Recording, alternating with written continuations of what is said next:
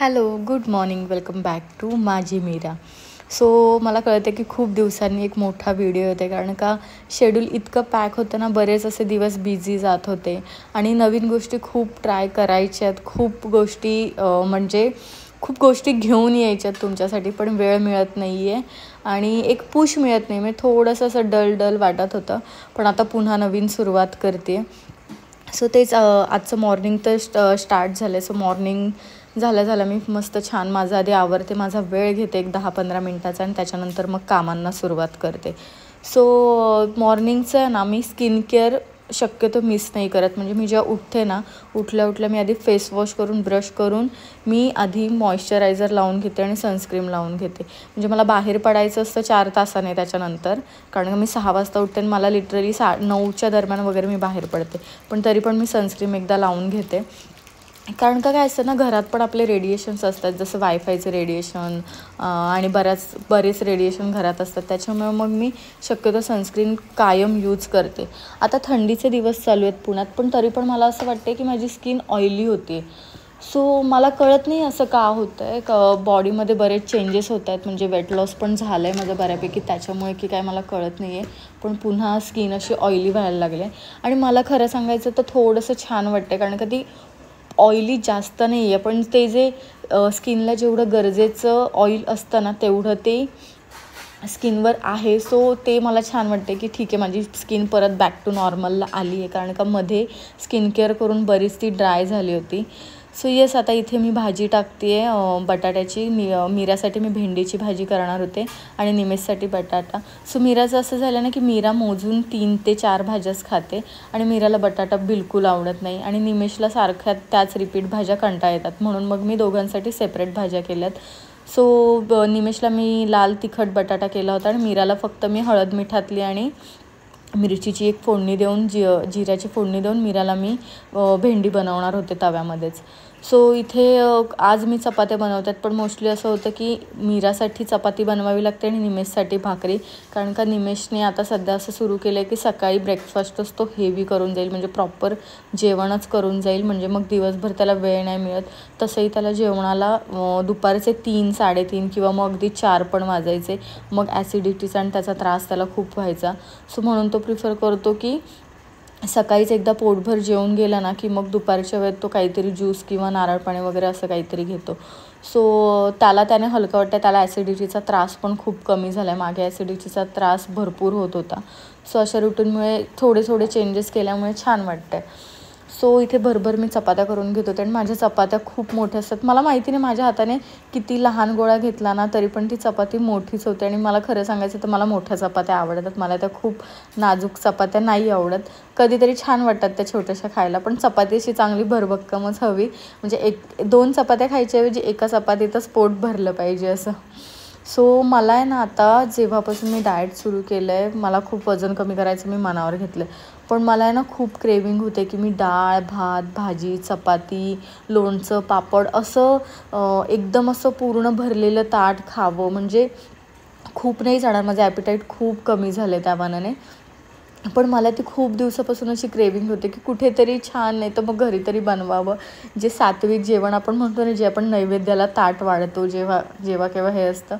So त्यासाठी ते मला असं खूप खायची क्रेविंग होते आणि असं खायचं नाव काढलं ना की मग खूप वेळासारखं होतं की अरे मला हे पण खायचं आहे, ते पण खायचं आहे, मला हे पण खूप दिवस झाले हेही नाही खाल्लं आहे. म्हणजे लिटरली मी सांगते की 1-1.5 महिना झाला असेल मी प्रॉपर असं जेवण घेतलंच नाही आहे, म्हणजे जेवलेच नाही आहे प्रॉपर जेवण. आणि त्याच्यानंतर बाहेरचं खाणं थोडंफार होतं, पण मग मी ते बॅलन्स करते. म्हणजे दुपारी जर बाहेर खाल्लं तर संध्याकाळी मग ते टाळायचं किंवा मग ब्रेकफास्ट थोडासा कमी करायचा, अशा पद्धतीने मी ते बॅलन्स करते माझं. त्यामुळे वेट गेन होत नाही आहे, पुन्हा वेट स्टेबल आहे. सो येस, इथे चपात्या करून झाल्यावर मी तो उरलेला गोळा ठेवत होते, कारण का मीराला संध्याकाळी कधी चपातीची लहर येते, कधीतरी तिला भात खायचं असतो, तिचं काहीच फिक्स नसतं. सो ती म्हणेल त्याप्रमाणे हे करायचं असतं, म्हणून मग हा पिठाचा गोळा ठेवून दिला. आणि माझं चपात्या करून झाल्या मी एक काम करून घेते की पहिला किचन ओटा आवरते, त्याच्यानंतर मग थोडीफार जी भांडी असतात ते आवरते. त्यासोबत सायमल्टेनियसली मीराला दूध द्यायचं असतं, कारण का मीरा सकाळी स्कूलला जाताना काहीच खाऊन नाही जात. डायरेक्ट स्कूलमध्ये गेल्यावरच टिफिन खाते आणि मग तो टिफिन खायला 10-10:15 होतात. त्याच्यामुळे मग मी तिला 1-2 वेळा तरी दूध देते. म्हणजे मी उठल्या उठल्या तिला एकदा दूध देते आणि त्याच्यानंतर तिला जेव्हा प्रॉपर उठवायचं असतं 8च्या दरम्यान वगैरे त्यावेळेला तिला दूध देते. म्हणजे मग फार काही टेन्शन राहत नाही. थोडंसं फ्रूट जर तिने सकाळी सकाळी खाल्ले तर, नाही तर मग काहीच नाही. आणि मीराचं असं झालं की मीराचं मोठ्या माणसांसारखं जेवण झालं आहे. म्हणजे सकाळी एकदा ती टिफिन खाईल तो, त्याच्यानंतर मग खाली गार्डनला जाताना थोडेसे फ्रूट्स वगैरे खाते आणि स्कूलवरून आल्यावर जर टिफिन उरलेला असेल तर ती खाते, नाही तर तिच्यासाठी भात वगैरे केलेला ती नाही खात. सो तिचं असं झालं ना की प्रॉपर 3 टायमाचं जेवण जेवायचं. सो संध्याकाळी डायरेक्ट मग गार्डनवरून आल्यावर ती दमते थोडीशी, त्याच्यामुळे मग ती व्यवस्थित जेवण करते. नाही तर मग मीराचं जेवणाचं खूप अवघड होतं. मीरा तसं बघायला गेलं तर मीरा खूप लेट जेवायला लागली. म्हणजे मुलांना आपण 6 महिन्यांनंतर चालू करतो जे पेज किंवा काय असतं ते द्यायला, पण मीराने लिटरली 1.25 वर्ष काहीच नाही खाल्लं. तिला आम्ही खूप पद्धतीने ट्राय केलं पण तिने बिलकुलच नाही खाल्लं. आणि त्याच्यानंतर मग तिला हळूहळू सवय लावली आणि आता ती बऱ्यापैकी खाते. म्हणजे बाहेर गेलं तरी अगदी आम्हाला काही असं तिच्यासाठी वेगळं घ्यायची गरज नाही लागत. जे आम्ही घेतो ना तेच ती नॉर्मल थोडं थोडं खाते. फार तिखट नाही खात, पण ठीक आहे, हळूहळू होईल सवय. आता लहान आहे. सो येस, मीराचा बड्डे पण येतो आहे. बघता बघता ती 3 वर्षांची झाली. म्हणजे खरंच वाटत नाही. तिचे जर जुने फोटो बघतो ना, अरे किती क्यूट होती. आणि झालं आता स्कूलिंग पण सुरू झालं, रोज होमवर्क पण यायला लागलं आहे. आता ड्युटी चालू झाली आहे. ती ड्युटी 13 वर्ष चालणार आहे. सो मला खूप वाईट वाटतं तिचं की अरे एवढीशी आहे आणि तिला लगेचच अभ्यास करायचा आहे. पण ठीक आहे, चालतं, ते कधी ना कधी सुरू होणारच होतं.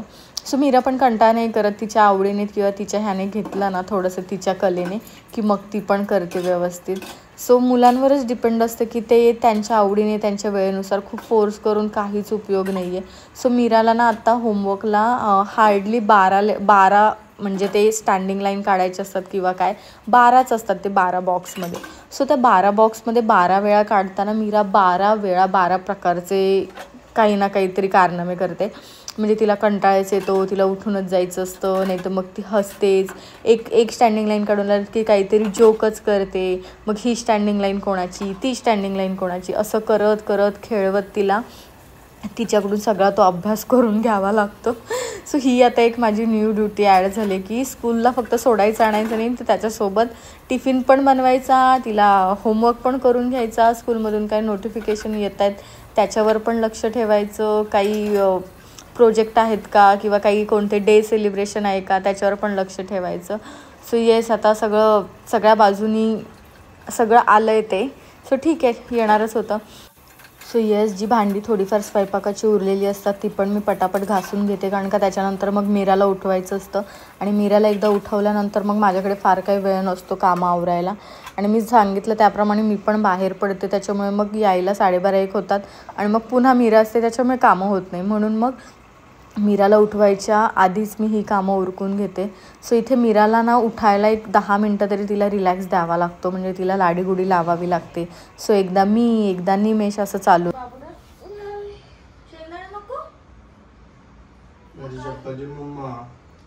भाजी चपाती, भेंडीची भाजी देऊ का? भेंडीची भाजी किती गोड आहे ग मीरा, किती गोड आहे ग, किती किती किती गोड आहे ग, किती किती किती गोड आहे. मी झोपू तुझ्यासोबत, मी झोपू तुझ्यासोबत बुडा.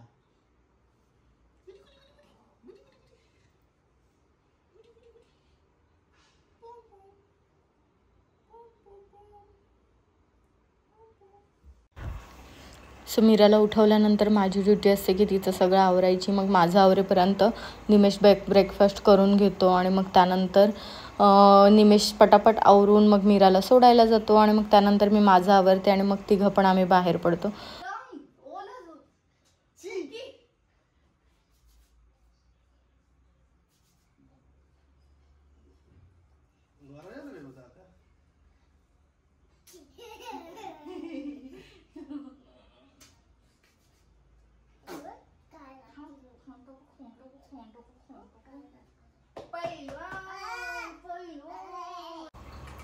सो मीराला ना टिफिनमध्ये स्पून द्यावाच लागतो, कारण का तिला त्या भाज्यात ना स्पूनने खायला आवडतात. सो हा टिफिन आहे ना दिसतो खूप मोठा, पण ह्याचे ना कप्पे खूप लहान आहेत, म्हणजे अगदी थोडंच मावलं जातं. सो मीराला ना मी चपाती भाजी आणि एक फ्रूट कंपल्सरी देत असते, आणि फ्रूट नसेल तर मग शेंगदाणे तरी देते. सो फ्रूट्समध्ये ॲपलला मी काय करते की ॲपल ते काळं पडतं, त्याच्यामुळे मी ते ना एक 10 ते 15 मिनटासाठी मिठाच्या पाण्यात भिजत ठेवते आणि मग ते ॲपल देते. ते अगदी 4-5 तास म्हणजे दुपारपर्यंत ते काळे पडत नाही, तसेच्या तसेच चांगले राहतात. आणि थोडंसं मिठामुळे ते सॉल्टी पण होतात, त्याच्यामुळे चव पण चांगली येते. सो मीराला शेंगदाणे पण खूप आवडतात. सो शेंगदाणे ती मला म्हणते की रोज दे, पण रोज मला असं वाटतं की फ्रूट पण गेलं पाहिजे.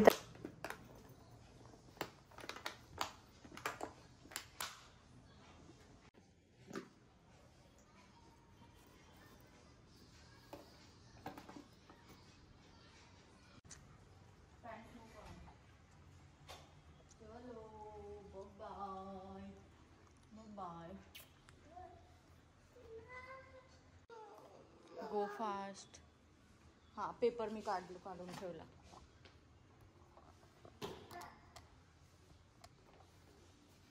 Bye bye. मी घ्यायला येते हा मीरा. ओके.